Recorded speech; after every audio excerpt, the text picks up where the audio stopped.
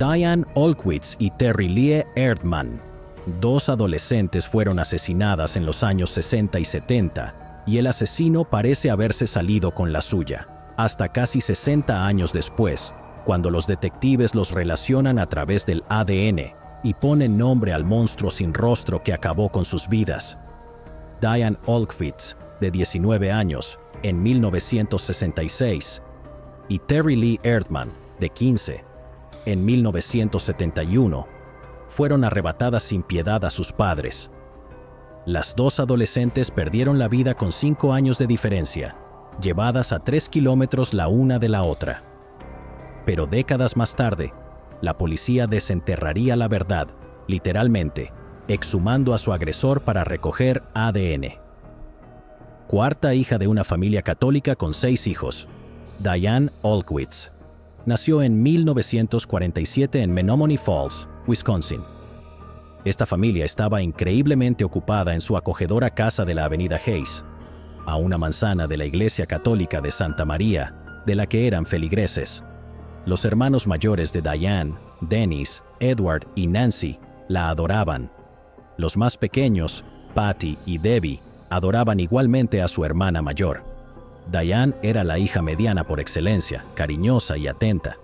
Cariñosa, sensible y extrovertida, le encantaba salir. Diane era una morena alta y delgada, de ingenio rápido y sonrisa brillante.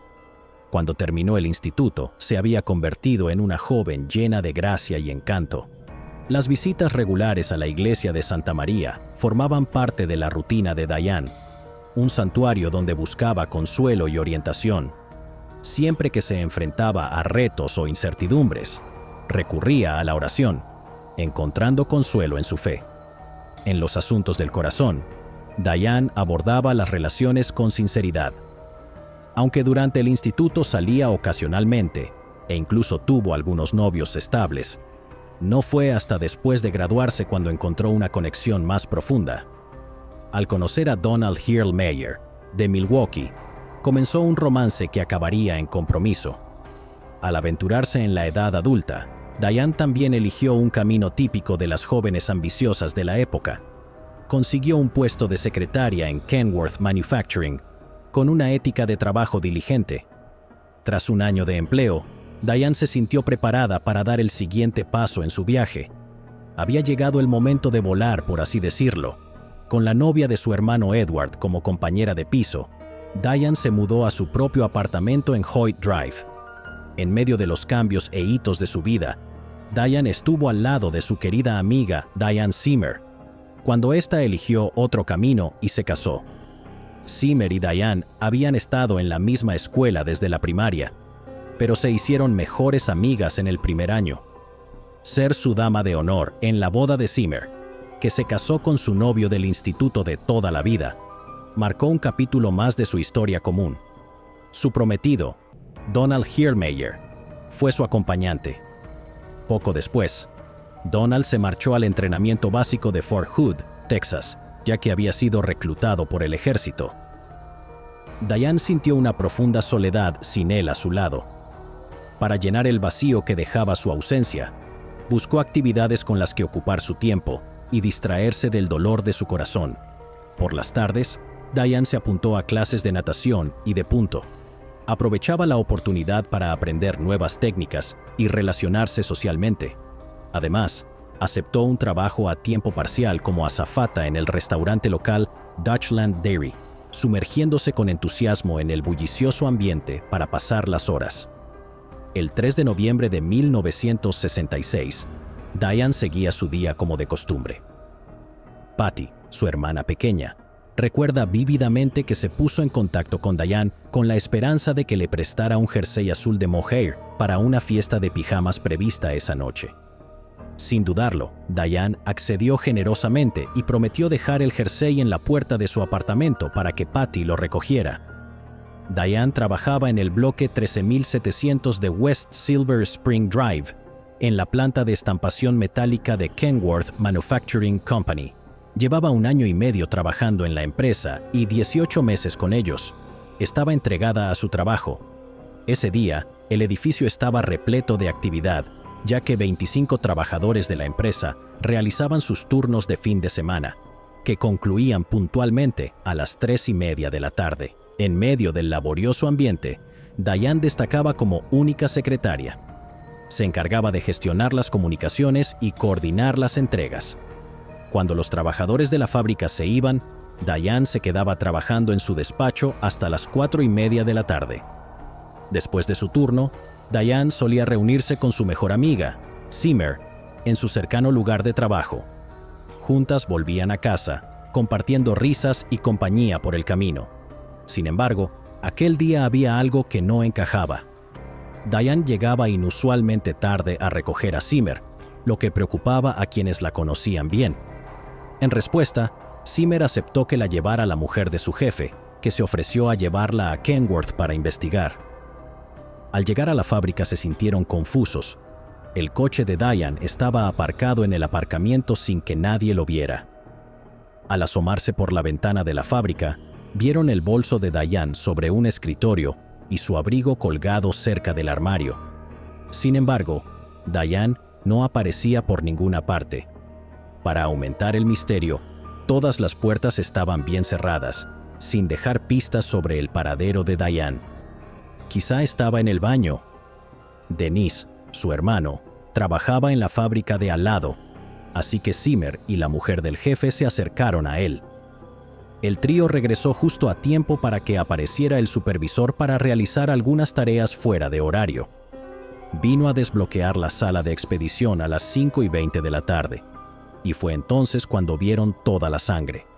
A 6 metros de la puerta estaba el cuerpo sin vida de Diane, boca abajo en el suelo sobre su propia sangre. La habían apuñalado muchas veces. Su vestido de punto estaba recogido entre las piernas, colgando ligeramente de sus hombros, pero su ropa interior estaba intacta. Por ello, en un principio los agentes creyeron que no había sido agredida. No había apariencia de agresión o violencia cerca de sus partes íntimas, pero el médico forense informó de que no era así. La autopsia reveló que había sido apuñalada 106 veces con un cuchillo que probablemente tenía una hoja de 3 pulgadas con un filo dentado. Las heridas medían entre medio y 3/4 de pulgada de ancho y entre 2 y 3 pulgadas de profundidad. Al principio se resistió y trató de bloquear el doloroso ataque, ya que tenía heridas defensivas en los brazos y en el dorso de las manos. El agresor le golpeó la nariz, rompiéndosela. Tenía 30 puñaladas en la cabeza, el cuello y la cara, y 35 puñaladas en hileras a los lados de su espalda, donde había sido apuñalada repetidamente mientras estaba boca abajo. La tragedia de Diane conmocionó al otrora pacífico pueblo de Menomonee Falls, dejando a sus habitantes llenos de incredulidad. En toda la historia del pueblo, un acto tan violento no tenía parangón. Era el primer asesinato registrado en la comunidad de Serene, al noroeste de Milwaukee. Apenas unos meses antes de la prematura tragedia de Diane, el asesinato de una niña de 10 años en Milwaukee había proyectado una sombra de miedo sobre la región. Debbie, su hermana menor, estaba asustada porque la niña era muy parecida a Debbie en edad, pero Diane, con una sonrisa tranquilizadora, le había dicho: «Estamos bien. Vivimos en Menomonee Falls». Tras el ataque de Diane, la ciudad cambió para siempre. El miedo se apoderó de los corazones de los residentes. Compraron perros guardianes, candados y armas de fuego, mientras luchaban contra un nuevo sentimiento de vulnerabilidad en su ciudad, antaño segura. En la misa funeral de Diane, celebrada en St. Mary's, el desconsuelo se respiraba en el aire. Alrededor de 250 dolientes, entre ellos su devastado prometido, Donald Heilmeyer, se reunieron para despedirse. Donald, al que se le había concedido un permiso de emergencia para abandonar el entrenamiento básico, seguía conmocionado por la trágica pérdida. En un intento por atrapar al autor lo antes posible, se interrogó a los amigos, familiares y conocidos de Diane la noche en que se recuperó su cadáver. El primer año del patrullero Dan Shrams como agente de policía empezó con algo enorme. Se le asignó permanecer en el lugar del crimen para vigilar las idas y venidas. Por muy asustado que estuviera, no había nada que temer. nadie volvió a ver las cosas. Se jubilaría como capitán 26 años después, pero nada podía igualar los horrores del caso de Diane Olkewicz. La investigación sobre el asesinato de Diane se desarrolló para dar una mejor imagen de los acontecimientos que condujeron a su trágico fallecimiento. La policía conjeturó que el asaltante tendió una emboscada a Diane cuando se disponía a cerrar y marcharse por el día, pillándola desprevenida cuando se encontraba sola a deshoras. Sus sospechas se agravaron al contemplar la familiaridad del intruso con la distribución de la planta. Eso sugería que el objetivo de Diane estaba planeado. El entonces jefe del Departamento de Policía de Menomonee Falls, Charles Cohn, ofreció una deducción aleccionadora, diciendo que el agresor de Diane no era un desconocido sin rostro, sino alguien a quien ella conocía. Esta inquietante revelación proyectó una sombra de sospecha sobre amigos, conocidos y socios. Aumentó la sensación de inquietud en el seno de una comunidad muy unida. Un equipo de dedicados detectives se comprometió a trabajar día y noche. Los 7 detectives trabajaron incansablemente en agotadores turnos que duraban de 12 a 16 horas sin descanso. Más de 100 pruebas cruciales, incluidas las huellas dactilares recuperadas de la escena del crimen y las prendas manchadas de sangre de Diane, fueron meticulosamente catalogados y enviados a la sede del FBI en Washington, D.C. En las semanas siguientes, los agentes de investigaciones analizaron todas las pistas posibles. Realizaron más de 500 interrogatorios en busca de la verdad. A pesar de sus exhaustivos esfuerzos, su búsqueda fue infructuosa. Inicialmente, se señaló a 6 personas como posibles sospechosas, cada una de ellas con sólidas coartadas. La familia de Diane y sus conocidos orientaron a los investigadores hacia una figura inquietante, quien le acechaba en su lugar de trabajo. El hijo de su jefe, cuyas insistentes insinuaciones la habían hecho sentirse increíblemente incómoda. Casi le tenía miedo. Relatando las experiencias de Diane, su hermana Patty recordaba vívidamente sus angustiosos encuentros con el indeseado pretendiente. Sabía que estaba comprometida, pero eso no le detuvo. Sin embargo, aunque las sospechas se cernían sobre el hijo del empresario, este tenía una coartada firme, corroborada por sus familiares. A medida que el rastro de pistas se enfriaba y la promesa de avances se desvanecía, la investigación perdía impulso. Cada día que pasaba, el caso sin resolver de Diane se enfriaba aún más. Donald Hillmeyer, su prometido, regresó al entrenamiento básico con el corazón roto y preguntas que nunca tendrían respuesta. Los padres de Diane murieron jóvenes. Su salud se deterioró bajo la presión del asesinato de su hija. A su madre, Irene, le habían diagnosticado diabetes poco antes de la terrible noche en que perdió a su hija. Falleció de insuficiencia cardíaca congestiva a los 50 años, en 1973. Se diría que no pudo soportar la pérdida de su hija. Su padre, Robert, sufrió un infarto a los 55 años. Nancy, la hermana mayor de Diane, falleció a los 58 años. Y su hermano Dennis, que persiguió incansablemente la justicia para Diane, sufrió un derrame cerebral a los 50 años. Y también él se perdió 12 años después. En 1966, la policía de Menomonee Falls envió un cuestionario a las empresas de reparto que tenían contactos con Kenworth. Los registros de la compañía muestran que su compañía hace entregas aquí y solicitamos su cooperación para responder a las siguientes preguntas y devolver este papel a nuestro departamento inmediatamente. Su cooperación será una ayuda vital para resolver este crimen. Una empresa respondió diciendo que el hombre recogió algo de Kenworth 4 días antes de la tragedia. El hombre habría estado familiarizado con la escena del caso de Diane Olkewicz. No está claro si se le hizo seguimiento a esta pista. En la década de 1990, la tecnología del ADN suscitó esperanzas de resolver el caso de Diane. A pesar de introducir pruebas en CODIS y buscar sospechosos para obtener muestras de ADN, no se encontraron coincidencias. El principal sospechoso, el hijo del empresario, había fallecido en 1991 y sus restos incinerados no podían proporcionar una muestra. Inicialmente, Los detectives creyeron que se trataba de una posición que no ofrecía esperanzas de progreso. Aunque el caso seguía abierto, era simplemente una formalidad. Pero no se dieron cuenta de que el agresor estaba al acecho, buscando nuevas presas. Terry Lee Erdmann fue descrita como una chica tranquila, reservada y con un gran sentido del humor. La mediana de 3 hermanos, tenía 2 hermanos, Daryl y Daniel. Pero al ser la única hija de la familia, recibía una atención especial de sus padres.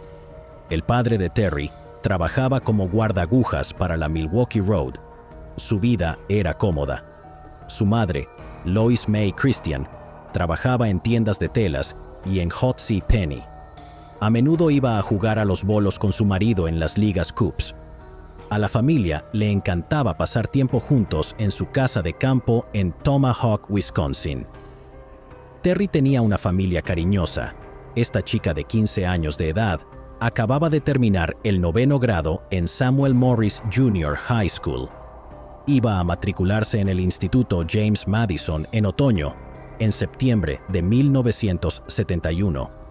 El miércoles 23 de junio de 1971, salió de casa hacia las 5 de la tarde. Iba a cuidar niños en el vecindario. Normalmente dejaba una nota cuando se iba y solía hacerlo los miércoles, pero esta vez no lo hizo. Su familia supuso que se le había olvidado, pero a las 9:30 de la noche empezaron a preocuparse. Le preguntaron a los vecinos y llamaron por los alrededores. Había pasado la tarde con unos amigos cerca de las calles North 95 y West Rio, riendo y charlando hasta que el cielo se tiñó de púrpura. Harry puso rumbo a casa, optando por el camino trillado que atravesaba el descampado. Era un atajo que conocía bien y que le ahorraba minutos de camino a su casa en el bloque 1400 de West Silver Spring Drive. Eso fue lo último que se supo de ella. Al día siguiente, Robert Sawyer, de 11 años, paseaba por el bosque con su padre Walter. El bosque estaba justo detrás de unos grandes almacenes Morway, en el bloque 1100 de West Appleton Avenue. Esta zona del bosque se llamaba Lover's Lane, ya que estaba apartada y las parejas de adolescentes solían aparcar allí sus coches para intimar, como el nombre lo sugería. Mientras caminaban entre los densos arbustos, Robert vio algo extraño. Parecía una persona tendida en el suelo, entre la espesura de árboles y hierba pequeña. Primero pensó que tal vez se trataba de una pareja, pero entonces se dio cuenta de que era una chica, sola. Se dio cuenta de que era el cuerpo sin vida de una chica. La chica de 15 años fue apuñalada más de 60 veces. Tenía los brazos atados con cordeles. Le habían bajado los calzoncillos azules y la ropa interior, y le habían tapado la cara con un jersey de punto, lo que sugiere que había sido agredida. Según el agente Robert Schultz, la habían apuñalado agresivamente. A última hora de esa noche, alrededor de las 12:30 de la tarde, llevaron a su padre para identificar su cadáver en el depósito de cadáveres del condado. El caso de Terry, de 1971, es el tercer caso sin resolver más antiguo del Departamento de Policía de Milwaukee. La policía agotó todas las pistas posibles y nada pudo decir sobre si se haría justicia o no. Su familia nunca volvió a ser la misma. En 2011, se tomó ADN de la autopsia de Terry y se identificó como ADN masculino. Los detectives sospecharon que la misma persona cometió los 2 asesinatos de Diane y Terry, debido a las similitudes del caso. En primer lugar, la distancia entre los casos. Ocurrieron a 1,5 kilómetros el uno del otro. Además, ambas víctimas eran adolescentes, por lo que coincidían con el perfil que debía tener en mente para la víctima ideal. Ambas fueron apuñaladas. Fue altamente agresivo, como en un frenesí, incluso cuando la persona ya había fallecido. Por último, había pruebas de agresión íntima, lo que proporcionaba un motivo para un crimen tan atroz. Se presentó una solicitud conjunta en el Laboratorio Criminalístico de Wisconsin para comparar los perfiles de ADN entre sí. El Laboratorio Criminalístico de Wisconsin confirmó entonces que los perfiles de ADN de ambas víctimas coincidían. No se pudo cotejar el ADN con el de un sospechoso, por lo que el caso volvió a enfriarse. En octubre de 2021, el detective de Menomonee Falls, Chris Bellow, se reunió con el personal del Laboratorio Criminalístico del Estado de Wisconsin para tratar el uso de la genealogía genética de investigación forense, que se había desarrollado en 2019. Luego, en febrero de 2023, a través de esfuerzos de investigación en la cual utilizaron genealogía genética de investigación forense, se identificó a un sospechoso potencial. Clarence Tappendorf era conductor de reparto en 1966 para la compañía de traslados Claremont, cuya ruta incluía Kenworth. No había ninguna entrega programada en la fecha del fallecimiento de Diane. 4 días antes de su asesinato, recogió una entrega según los cuestionarios que la policía de Menomonee Falls había entregado durante la investigación inicial. Tendría un conocimiento básico de la distribución del edificio y del hecho de que Diane estaría sola de 3:30 a 4:30 de la tarde. El día que Diane perdió la vida, Tappendorf hizo una entrega en un local situado frente a la empresa Kenworth. Tappendorf, un hombre cuya vida abarcó 80 años, ya había fallecido el 6 de enero de 2008. Los investigadores se pusieron en contacto con los 2 hijos adultos del difunto Tappendorf, y uno de ellos accedió a proporcionar una muestra de ADN. Compararon su ADN con los perfiles de ambos casos y descubrieron que el ADN encontrado en la ropa de Diane Olkewicz probablemente pertenecía a Tappendorf, su padre.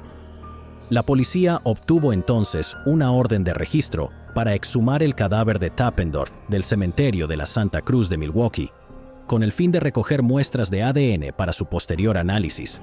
Tappendorf fue el devoto esposo de Joyce durante 57 años, un padre cariñoso para sus 6 hijos, 6 nietos y bisabuelo de muchos.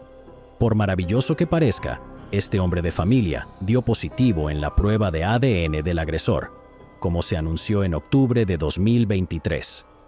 Tendría 39 años cuando acabó con la vida de Diane y 44 cuando atacó al pequeño Terry Lee. Pero da que pensar, sobre todo teniendo en cuenta lo que le ocurrió después. A la edad de 17 años, le arrebataron la vida a su hija. Un joven fue acusado de lesiones y malos tratos, causantes de su fallecimiento. Patty Jo Tappendorf fue encontrada golpeada y sin vida en una acera, el 1 de agosto de 1975, a solo 2 manzanas de su casa. Esto ocurrió en 1975, 4 años después del último ataque denunciado de Tappendorf. El autor fue identificado como Roy Clark O'Neill, de 18 años. Sus padres lo entregaron a la policía, tras ver un reportaje televisivo en el que aparecía un reloj encontrado en el lugar del asesinato.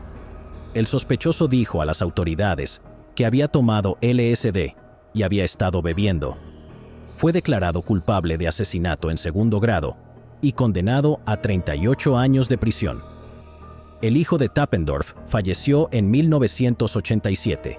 Su esposa Joyce tuvo que enfrentarse de nuevo al insoportable dolor de perder a un hijo a manos de un destino violento. El viernes 22 de mayo de 1987, su hijo Mark, de 34 años, se quitó la vida en lo que la policía determinó como un asesinato. Mark le disparó a su esposa Linda, de 34 años, en la cabeza con un rifle de caza antes de dispararse a sí mismo, el viernes temprano por la mañana, en su casa de Southside. Los cadáveres fueron descubiertos por su hija de 15 años, alrededor de las 7 de la mañana. La hija y el hijo de la pareja estaban dormidos durante la terrible experiencia. Joyce reflexionó sobre la tragedia, luchando por comprender por qué semejante dolor había golpeado de nuevo a su familia. Describió a su hijo como una persona profundamente perturbada, incapaz de entender por qué también había acabado con la vida de Linda. Pero esto podría ofrecer otra explicación. Tal vez había una enfermedad no diagnosticada, una enfermedad mental tanto en el padre como en el hijo. Patty Seidler, hermana de Diane, agradeció a los detectives su duro trabajo y dedicación para resolver el caso de Diane. Debbie solo tenía 9 años cuando Diane falleció. La familia tardó 57 años en cerrar el caso, pero por fin pudieron enterrarlo todo y dejarlo atrás. Su sobrina incluso apareció para una entrevista, dijo lo siguiente a las familias de otras víctimas de Cold Case: no se rindan, no pueden perder la esperanza, tienen que seguir adelante. Norman Gross, antiguo compañero de clase de Diane, dijo que nunca perdió la esperanza de que su agresor acabara siendo descubierto. Al ir a reuniones de clase y demás, su nombre siempre era mencionado. Ella siempre estuvo presente. El fiscal general Josh Cole dijo: me entristece que no se haya podido llevar ante la justicia al responsable mientras estaba vivo. Pero me alegro de que hayamos podido cerrar este caso, gracias a la incesante labor de los investigadores académicos y científicos para garantizar la identificación del responsable. El jefe Jeffrey Norman dijo: sé que hay familias ahí fuera preguntándose por su caso. La investigación de un asesinato no prescribe. Estamos trabajando en ello, ya sean 5, 10 o 7 años para cerrar el caso. Para resolver estos crímenes atroces. A pesar de las trágicas pérdidas y los años de angustia, se descubrió la verdad, permitiendo a las familias finalmente comenzar a sanar. Mientras algunos dirían que Tappendorf se salió con la suya, es casi extraño lo que sufrió en vida. Al menos a través de la genealogía genética del ADN, las familias de las víctimas tuvieron algunas respuestas. En cuanto a quién haría algo tan horripilante, en cuanto a por qué, bueno, esa respuesta yace enterrada en Clarence Tappendorf. Los investigadores dicen que están estudiando la posibilidad de que Tappendorf sea responsable de más crímenes. Llegados aquí, ¿acaso no has visto este otro crimen? Yo no me lo perdería,